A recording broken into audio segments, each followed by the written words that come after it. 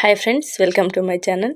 AP రైతులకు అదిరిపోయే శుభవార్త చెప్పిన సీఎం చంద్రబాబు గారు ఒకేసారి 2 పథకాల డబ్బులనైతే జమ చేయనున్నారు. దానికి సంబంధించిన పూర్తి వివరాలు ఈ వీడియోలో అయితే మనం తెలుసుకుందాం.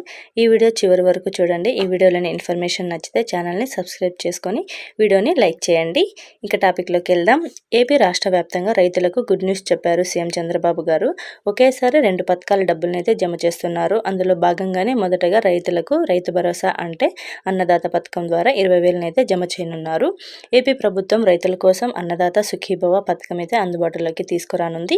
గత ప్రభుత్వం రైతులకు అందించిన వైఎస్ఆర్ రైతు భరోసా పథకానికి పేరు మారుస్తూ ఇటీవలైతే నిర్ణయాలు తీసుకుంది. ఈ పథకం కింద ప్రతి రైతుకు ఏడాదికి 20,000 అయితే అన్నదాతలకు అందించనుంది. కౌలు రైతులకు కూడా ఈ డబ్బులను జమ చేస్తారు. ఏడాదికి 3 విడతల్లో పెట్టుబడి సాయం అందిస్తామని సీఎం చంద్రబాబు గారు అయితే తెలిపారు.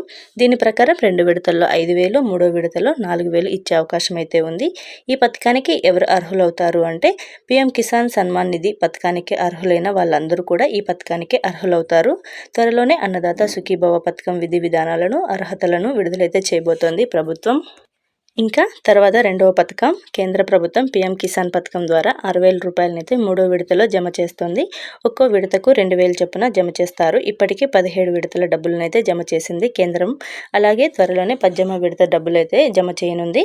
ఈసారి 2 పథకాలను డబ్బులైతే ఒకేసారి విడుదల చేసే అవకాశం అయితే ఉంది. ఈ రకంగా రైతులకు 2,000 మరియు 5,000 మొత్తం జమ చేయనున్నారు. ఈ పథకాలకు సంబంధించిన ఏ చిన్న ఇన్ఫర్మేషన్ వచ్చినా మన ఛానల్లో పోస్ట్ చేస్తాను. ఈ ఛానల్ని సబ్స్క్రైబ్ చేసుకోండి.